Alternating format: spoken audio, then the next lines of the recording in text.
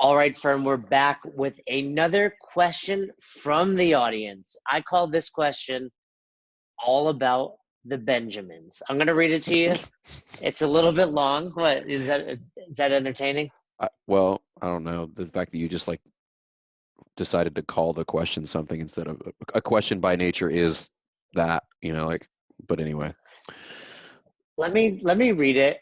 Then you can reassess if that laugh was warranted. I am still confident in my laugh. Yeah. This is a long question. It's a little too much, but let me just read it anyway. All right, here we go.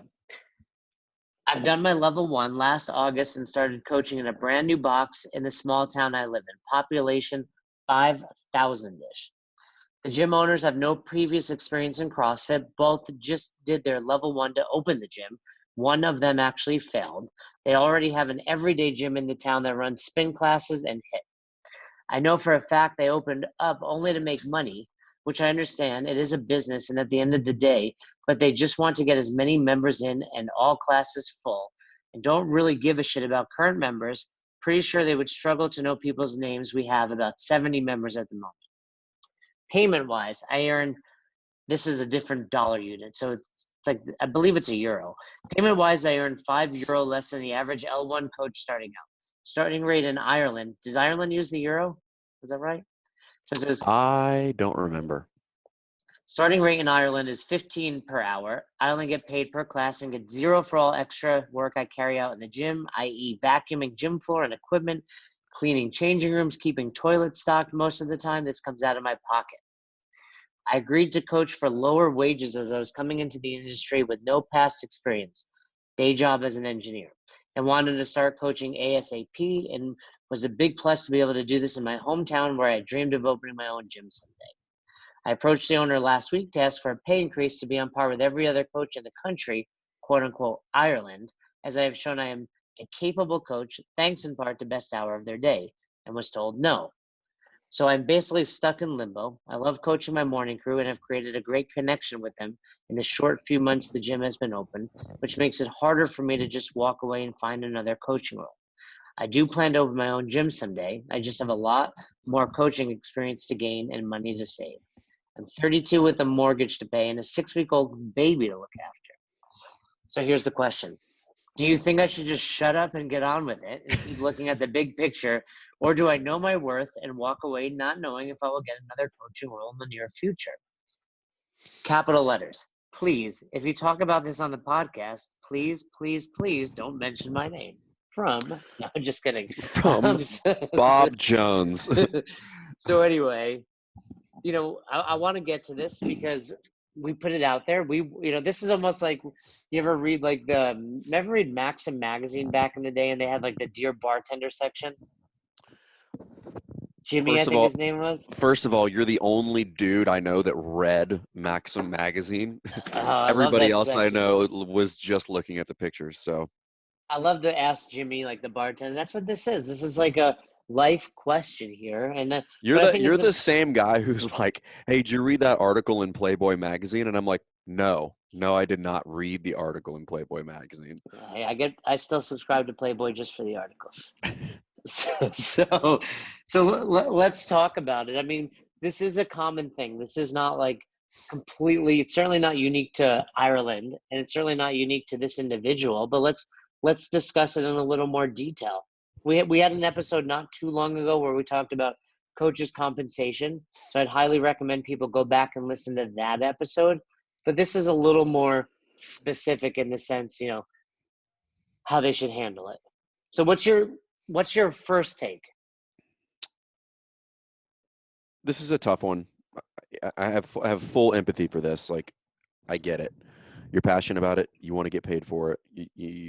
Luckily this person has another source of income. So this is not how they're trying to pay their bills and feed their kids, particularly with a newborn. This does go back to my previous comments about CrossFit makes people irrational. If this was going on at his day job, I doubt that he would stay there. If his day job was asking him to come in and just, this is like the office. He's like, I'm going to need you to come in on Saturday. I'd be like, no, you're not paying me for Saturday. Well, So not only that, there's some little things in there where it's like it sounded like they're paying for the toilet paper at times.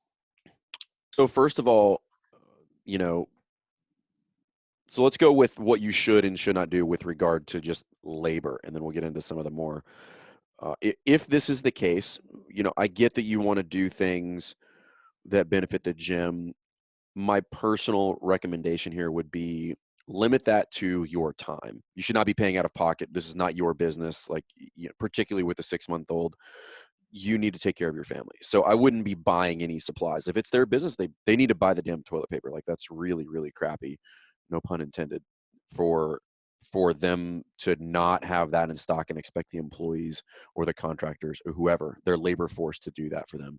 And that goes So for anything at the box. If you're a box owner or coach, the box owner needs to pay. Hey, there are times where like a coach may show up with a box of donuts or a box of coffee. Cool, because you decided to. But if you're ever putting money out for the gym, and this goes for any business, you need to expense that. 100%. They should send you an invoice, or you should just Venmo them the cash or whatever, just so you can keep track of it and you can get the expense as well. But yeah, your employees or whoever should not be paying for that stuff. That should come out of your own operating expense.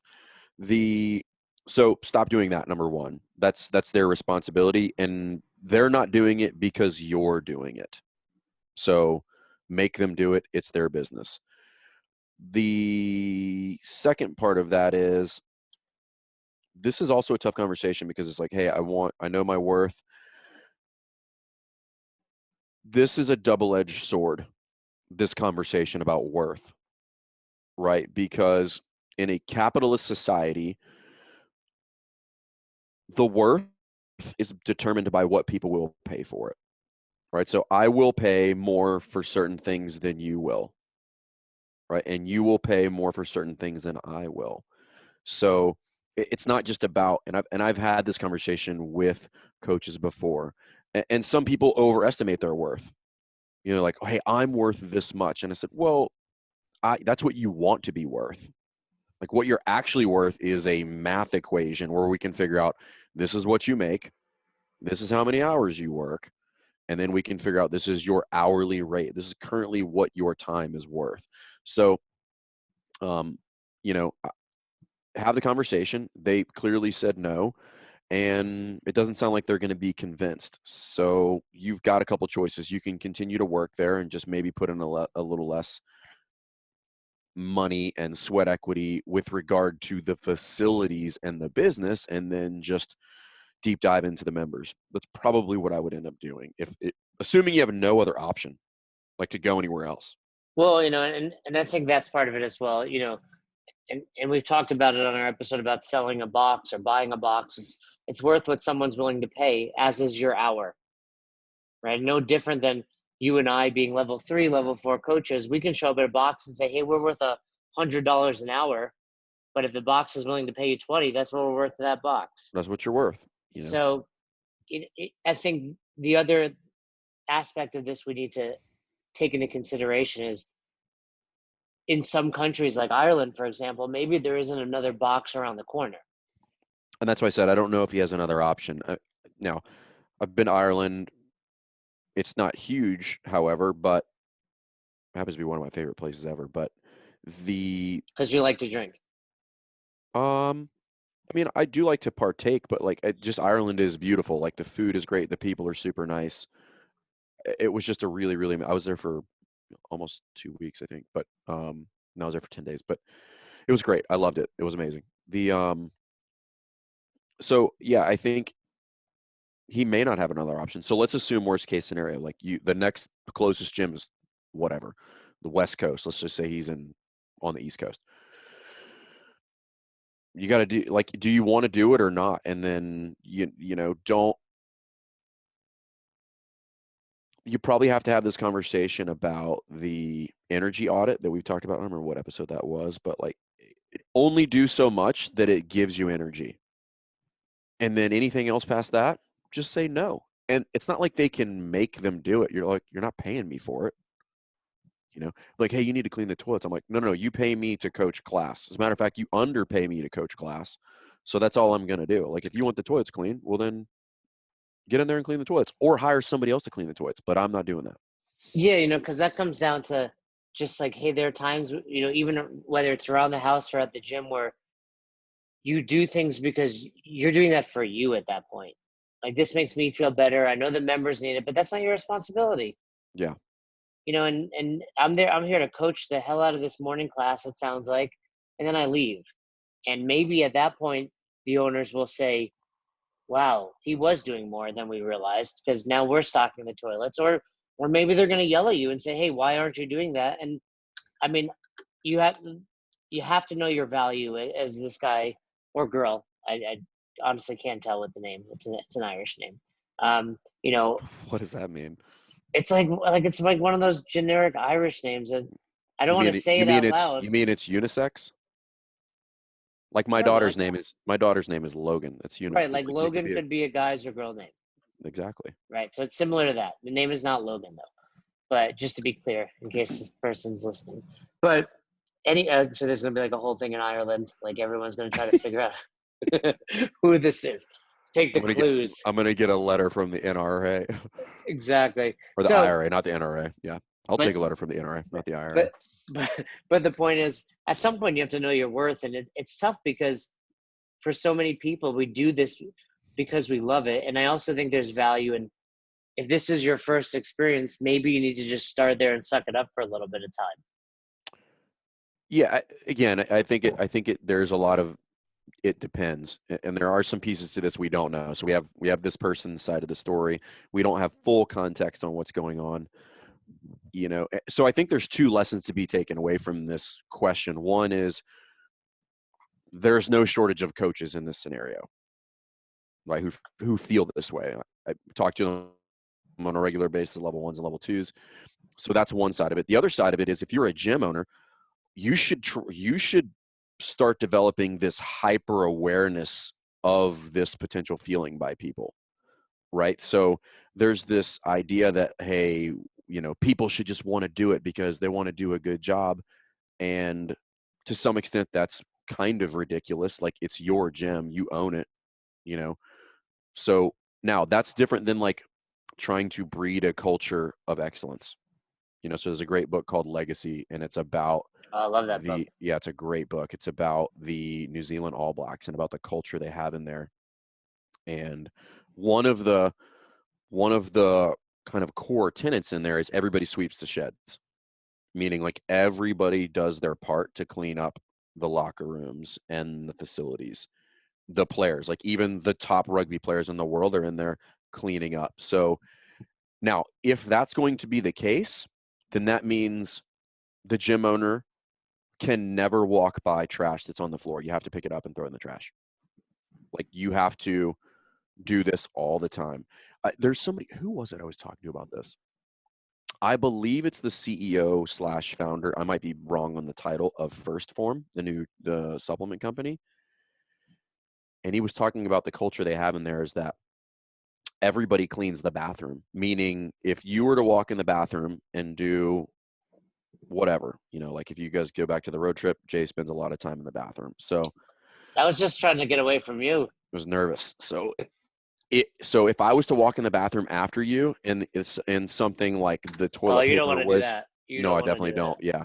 So, but let's say I did, and let's say that the toilet paper was empty and there was water all over the sink and there was no soap in there. What he will do is the employees can go to him and be like, hey, you didn't clean the bathroom. And he will literally pay the employees for that.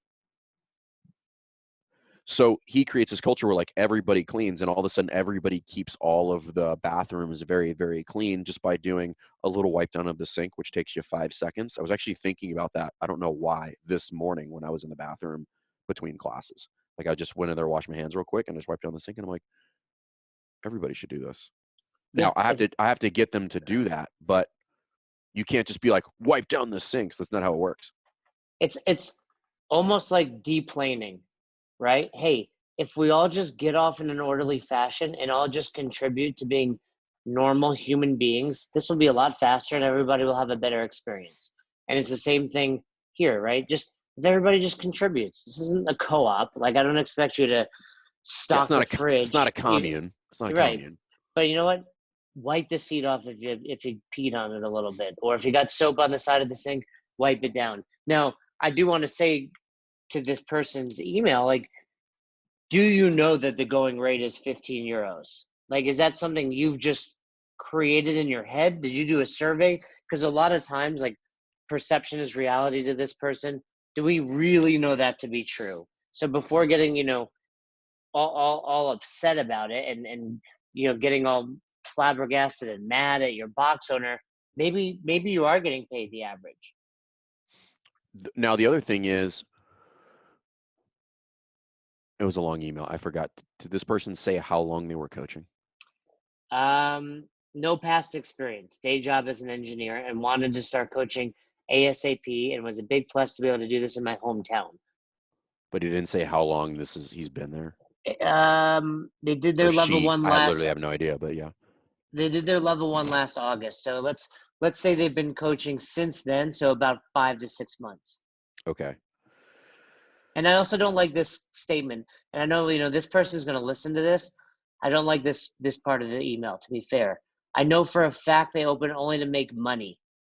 Now, which I understand it is a business at the end of the day, but they just want to get as many members in and all classes full and don't really give a shit about current members. Pretty sure they would struggle to know people's names. We have about 70 members at the moment. So first of all, kudos to this box owner for having 70 members. That's not easy. And secondly, speaking to the email, what's wrong with trying Yes. to make money? Yes. You know, 100%. That is why they opened that business. Like we exactly. should all just acknowledge that is a fact. I don't know what the form is in Ireland. In the States, it's like a 501c. I don't think it's a not for profit. Yeah. So so that is always a tough one too, because typically the employees don't understand. I don't want to say they don't understand the business side, because that's not what I'm talking about. They typically do not understand, because you just fundamentally cannot until you own your own business one day, what it means to own a business, right? You are just in the business of eating poop sandwiches. Like that is your entire life. Like if you do a great, it's this weird thing where like if you do a great job, typically everybody's just like, yeah, you're supposed to, right? There's no kudos for running like a great business. Quite frankly, people just hate on you more.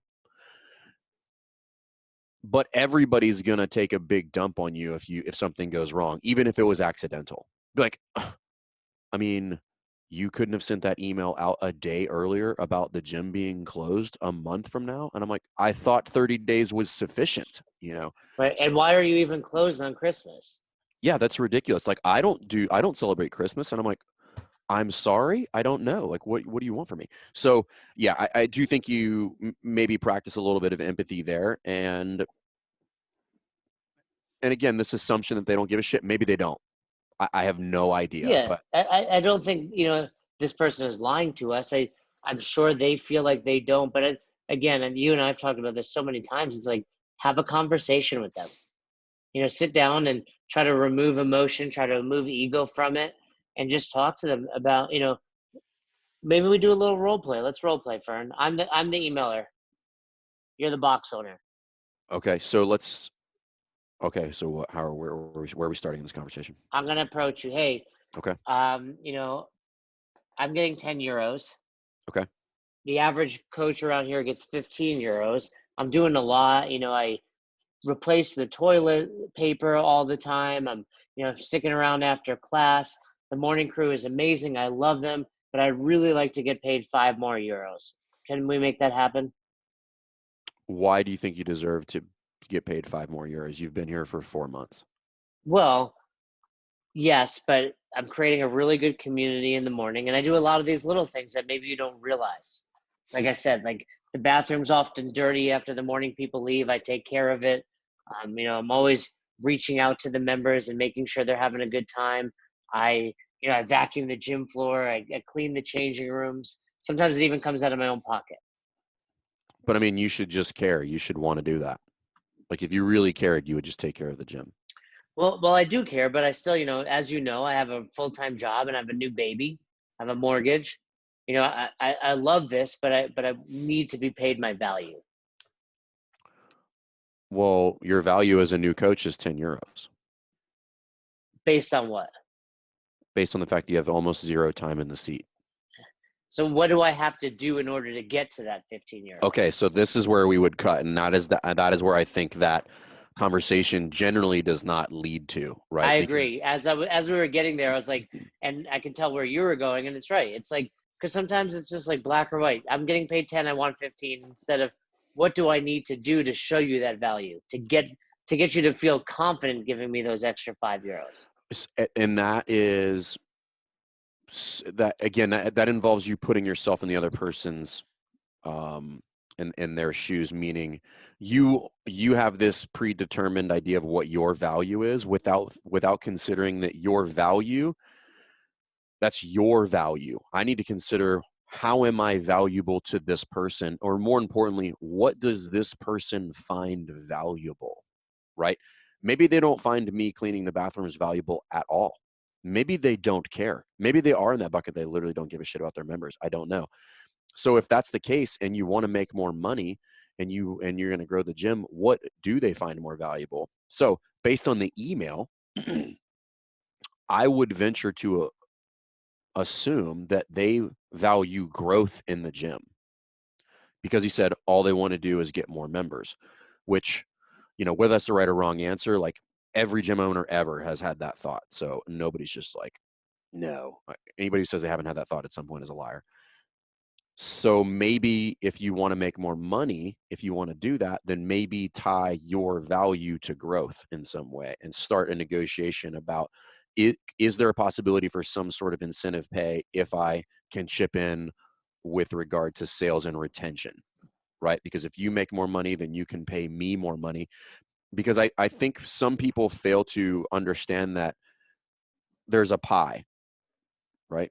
And what they don't recognize is that typically when this conversation happens, all you do when you come to me is ask me for a bigger slice of the same pie, instead of saying, what could I have a larger piece of a larger pie? Would that be cool? Like if we get 2 pies, can I have a slightly larger serving of those 2 pies?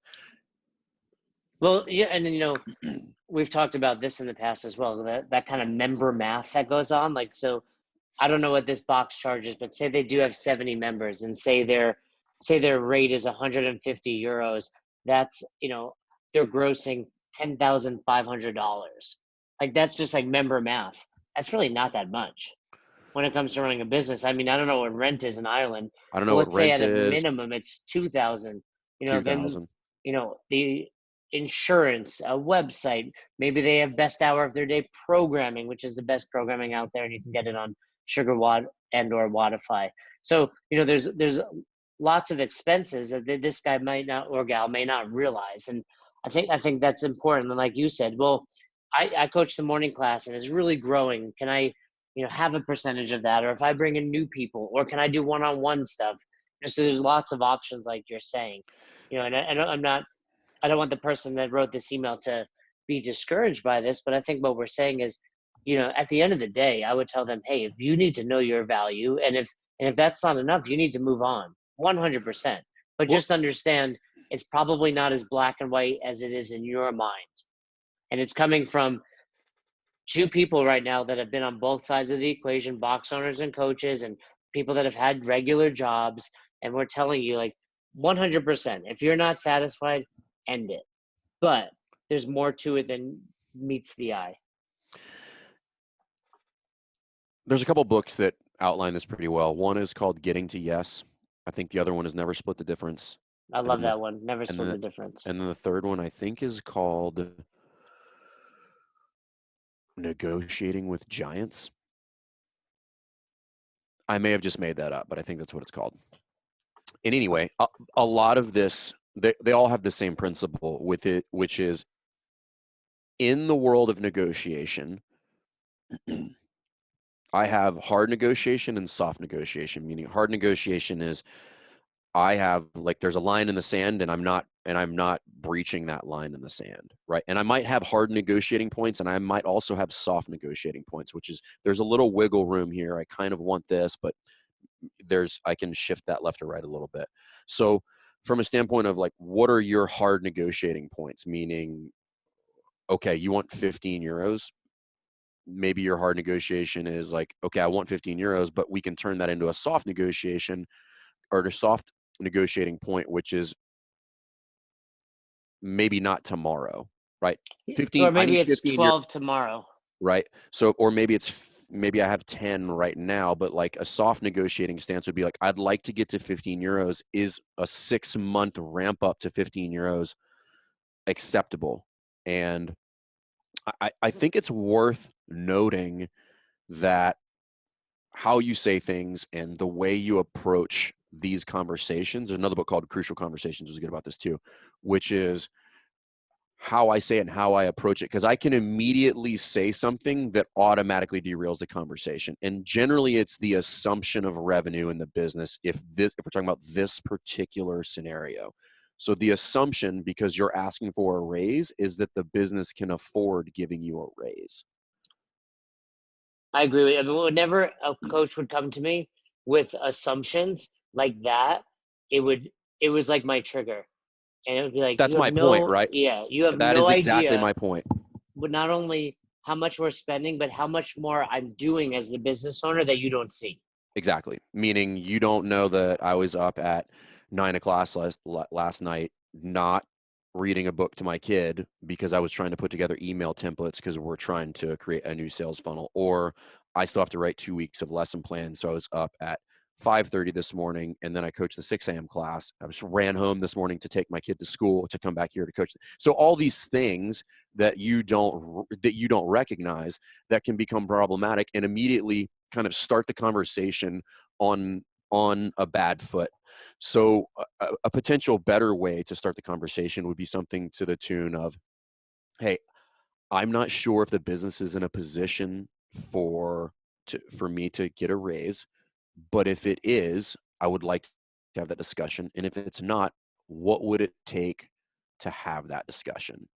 Now I'm open because I know you haven't made any assumptions about what the business is, because in a lot of these instances, quite frankly, like, you should assume the business is struggling when you walk in to have that conversation. You should assume that the business owner is stressed about not being able to pay rent and maybe they didn't pay themselves last month. Like that's a real conversation. So if they're not paying themselves and they have debt on the books and you walk in and ask for a raise, you should not be shocked at all if they're resistant and grumpy about that question.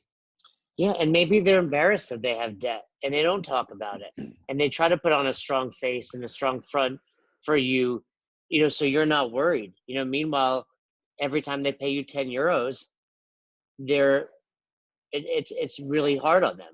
And again, I think we're being very generic. We're not necessarily We talking to are, this specific and individual. I also don't want this to come across like we're coming at the person asking the question, because No, we're not. we Yeah. are absolutely not. That is not the point. The point is, what we're trying to provide is context so that you can have a better conversation about this to eventually get what you want. In order to get what I want, I have to understand what the other party wants, because if otherwise I'm playing a zero-sum game where I win and you lose, and we all know that just because somebody wins doesn't mean somebody else has to lose. So I need to understand what is going on in this game that we are playing. They want to make money. I want to get paid more money. So we have to assume that in order for both of those things to happen, that revenue needs to go up. Not necessarily more members, revenue needs to go up. So there's a lot of ways to do that.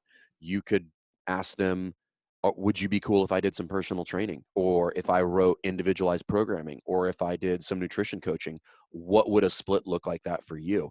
I know they're your members. I didn't go find these people. So clearly you deserve a percentage of that. Is it 60-40? Is it 70-30? Is it 4/9? Like whatever. All just have that conversation. But, you know, um, you need to look at it through the other person's lens so that you can try to find that middle ground and try to figure out what it is that they want. Yeah. So let's take one step back before we wrap this episode up and say, let's take this email at 100% face value. Mm-hmm. So if that were the case, to this person, I would say you have to leave, because to me, it sounds like you don't have respect for this box owner. You feel undervalued, and they're not really doing it for the right reasons anyway. That's me just reading this email. Yeah. Assuming everything you're saying is 100% accurate, we know this to be true. You're not getting paid enough. You're doing more than you should. The box owner doesn't even give a shit. Yeah. They're Right? They don't bad even people. know. Right? They don't even know. That's they may not be bad people, but they don't know the members' names. They only are doing this for the money, not for the love of CrossFit, not for the love of helping others. This is not a good fit. I would go and say, even if you got your 15 euros, it's still not a good fit Yeah. because If he paid you however there's a much money, number. There's a number. There's a number where it's a good fit. yeah, yeah. But You pay me but 120 euros an hour and be like, I'm there. I'm yeah, yours. right.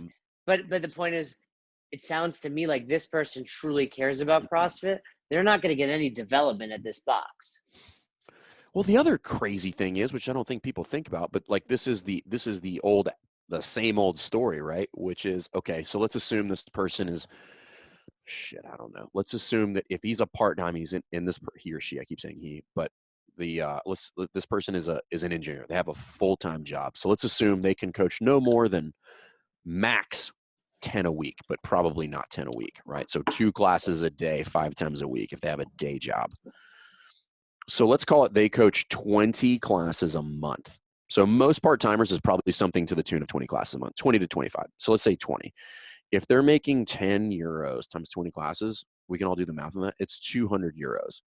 Could you do that somewhere else? Could you train people in your garage for 200 euros? Could you do some personal training for 200 euros?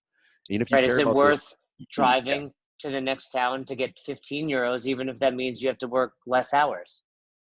yeah. I mean, there's a lot of options here. So I think, some good wisdom I got years ago was, try to turn things into a math equation if you can. Like there's variables in there when you need to trust your gut and all that stuff, but typically if you try to make it as objective as possible, the math tends to make the decision for you and you start to look at it a little bit more objectively rather than emotionally.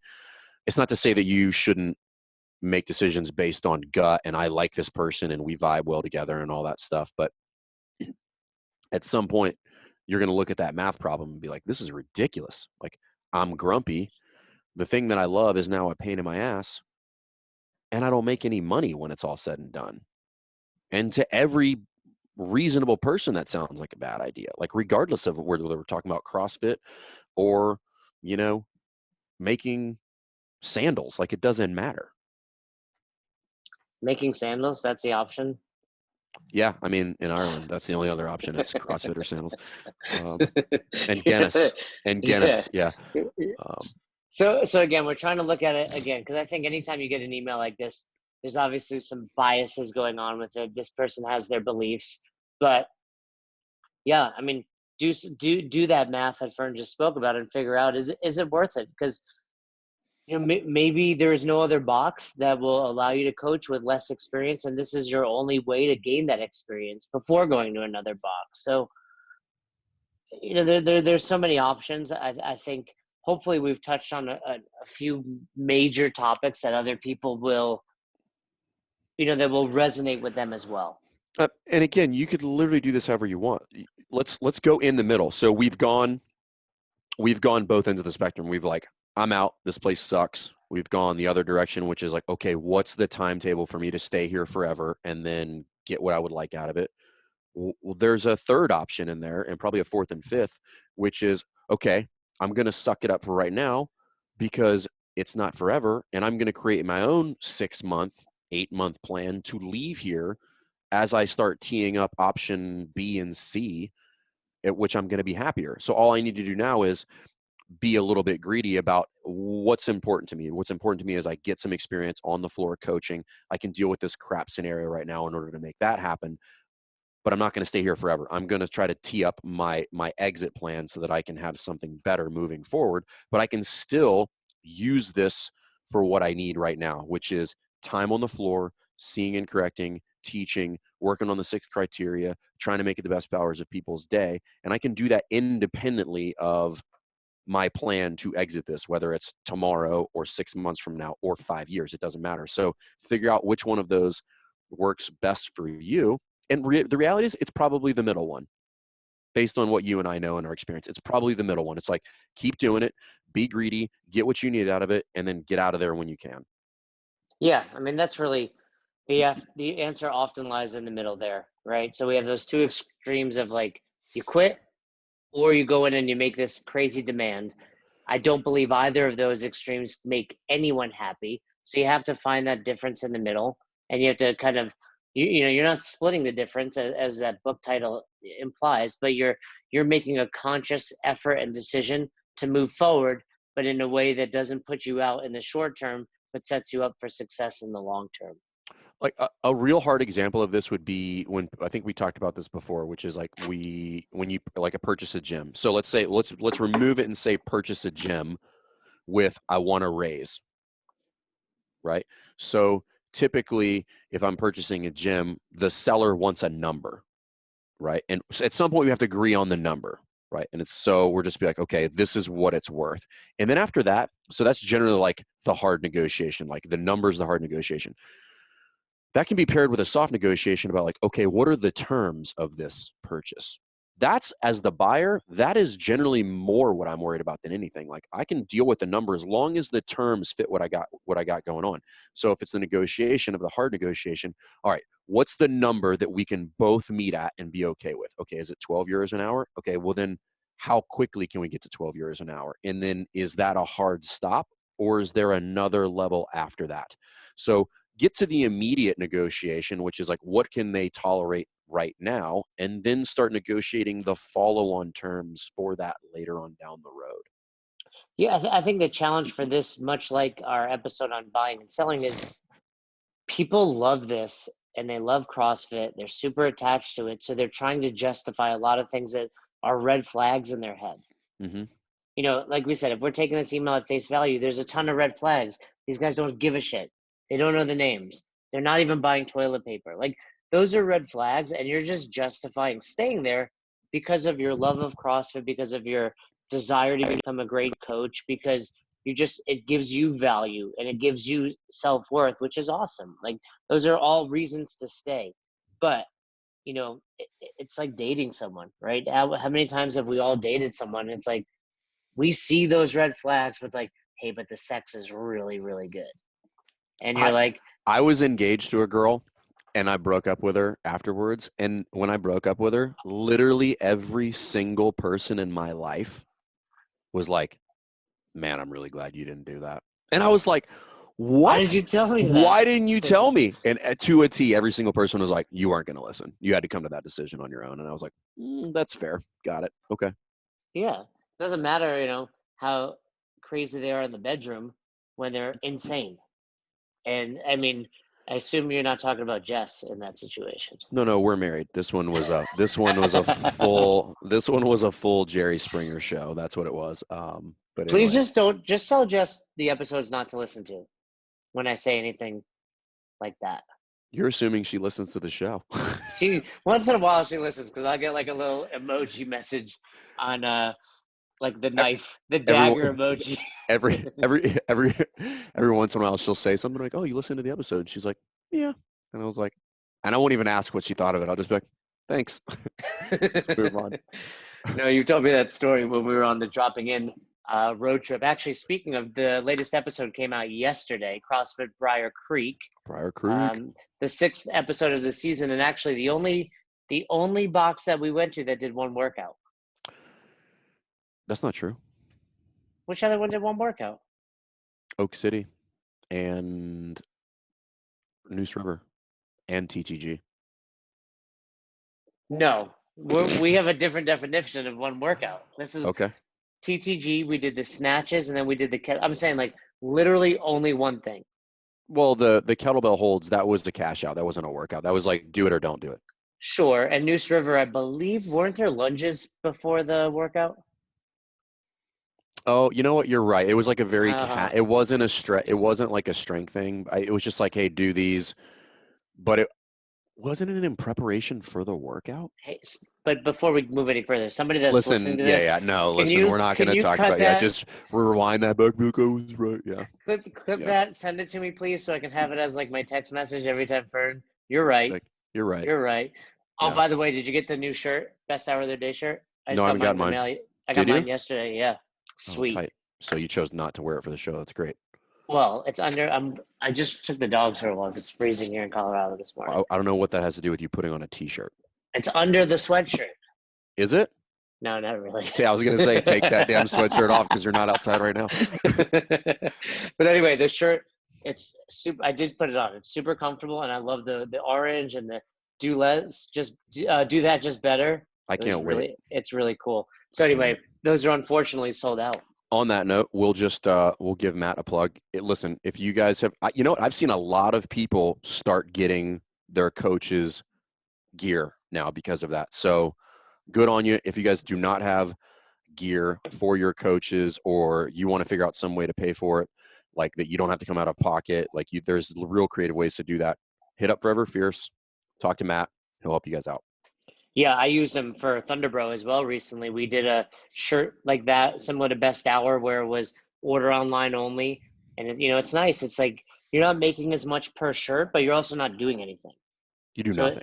you Yeah. do absolutely nothing. The shirt came out great. And then he also sent us some for Wadapalooza, which were a different shirt. And those came out phenomenally. Like I loved them. So, he does a great job. So definitely check him out. All right. Well, hopefully, you know what we needed, those Ask Jimmy type things. They always had a sign off of like, desperate in Ireland, sleepless in Seattle. We need we need to give them names. Yeah, Drunken Ireland's question is unhappy coach in Ireland. yeah. So Unhappy leprechaun. That's it. but hopefully we helped. I mean, with so many of our answers, I feel like it's not often black and white, but I've always said that's the beauty of CrossFit. And it's the beauty of being an entrepreneur. There is, hey, black and white is your business needs to make money and it needs to stay in business. But the gray there is how you accomplish that. So hopefully we helped. At least if we didn't give you a specific answer or a definitive answer, we've given you some food for thought and some stuff to ponder. Yeah, and I think just to put, if you need one more thing to put you at ease, typically, and when I say typically, I mean almost always, the conversations are not nearly as bad as we build them up to be in our mind.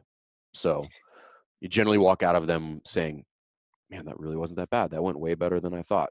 Occasionally, you'll have something go sideways. You'll be like, that didn't go well. But I mean, I don't know what your experience is. Mine is typically I work this whole thing up in my mind. I'm like, this is going to be a disaster. And then I walk out of there and I'm like, wow, that went swimmingly.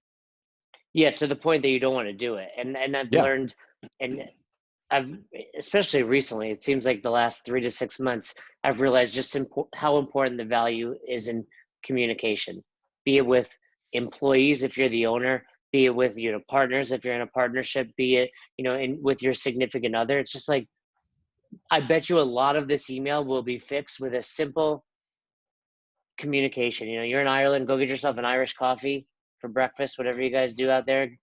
Get yourself some corned beef and cabbage, whatever goes on, and sit down and just have some potatoes. Is that what it is? You're just throwing things out there. Yeah. But it's just a matter of just talking and try to do it from an open-minded perspective, no pointing the fingers. I'm a big proponent, if you read the book Best Hour of Their Day, of the whole message model. I see, I think, I feel, I want.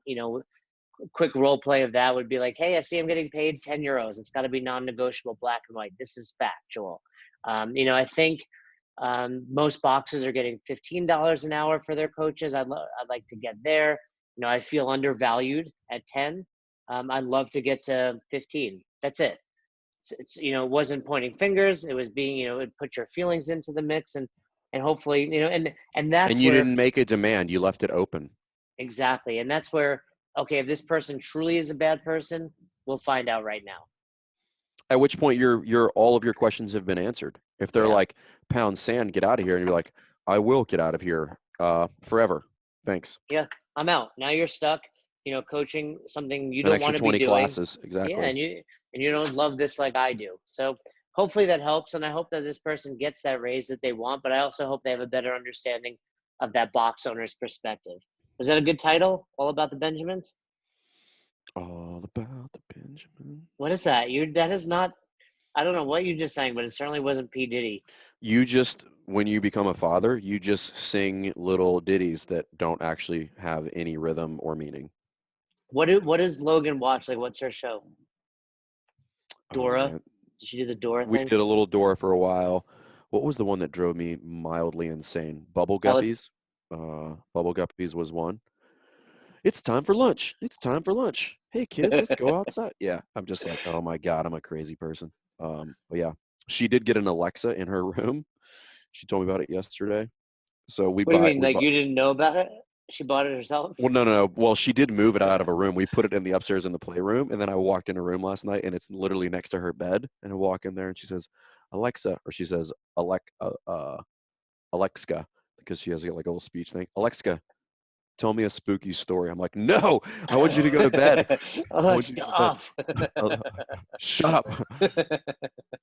That's so funny. Like kids these days have Alexas in their rooms. Oh, dude. I didn't even have a cordless phone in my house till I was out of high school. Well, last night it got late, and we were just battling going to bed. And she said, "Can you read me a story?" And I was like trying to help Jess with a baby or something. I don't remember what it was. And I was like, "Ask Alexa to read you a story." And she was like, "Oh yeah." It went up there, gone. I was like, "All right, cool. Your best friend is a virtual robot." Just play her the latest episode of Best Hour of Their Day and it'll put her right to sleep. Yeah.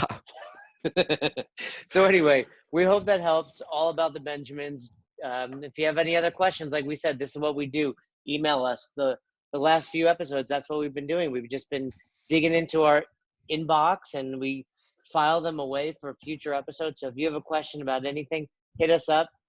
Ask the Best Hour of Their Day coaches, and if you can, sign it off with a fun name so we know who you are. But thanks for the question, and we hope that answered it. Thanks for listening to Best Hour of Their Day. If you haven't heard about Anchor, it's the easiest way to make a podcast. Let me explain. First of all, it's free. How cool is that? There's a creation tool that allows you to record and edit your podcast right from your phone or computer, so it becomes super simple. Some of these episodes with Fern or Todd or myself chatting with one another, we've done right within the app itself. Anchor will make it easy to distribute your podcast to all platforms, Spotify, Apple, and many more. And you can make money from your podcast with no minimum listenership. It's everything you need to make an awesome podcast in one place. All you have to do is download the free Anchor app or go to anchor.fm to get started today. Come on, who doesn't have Spotify at this point? And if you were unaware, Spotify now is offering podcasts. That's right. On Spotify, you can listen to all your favorite artists, but also podcasts in one place for free. Spotify has a huge catalog of podcasts on every topic, including the one you're listening to right now, Best Hour of Their Day. On Spotify, you can follow your favorite podcasts so you never miss an episode. Premium users can even download episodes to listen to offline wherever you are, something I always do before I hop on a plane. And you can even easily share what you're listening to with your friends on Instagram and other social media platforms. Here's the deal. If you haven't done so already, be sure to download the Spotify app, search for Best Hour of Their Day on Spotify, or browse some other podcasts if you want. You can find them in your library tab. And also make sure to follow me so you never miss an episode of Best Hour of Their Day. Thanks again for listening to Best Hour of Their Day, and thanks again to our special guest.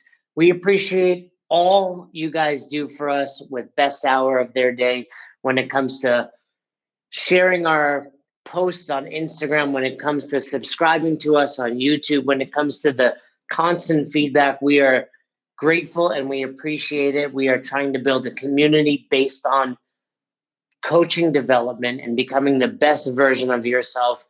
And it goes without saying that we couldn't do without all of you. So if you haven't already, please subscribe to our YouTube channel. Season 1 of Dropping In is out. We are getting tremendous feedback, and we'd love for you to check it out. Leave us a comment on there. Head over to our Instagram. Give us a follow. Like our pictures. Feel free to share anything that resonates with you. And if you have any questions, comments, concerns, or feedback for us, please don't hesitate. Email us besthouroftheirday@gmail.com. Thanks again. Until the next episode, we hope you've had the best hour of your day.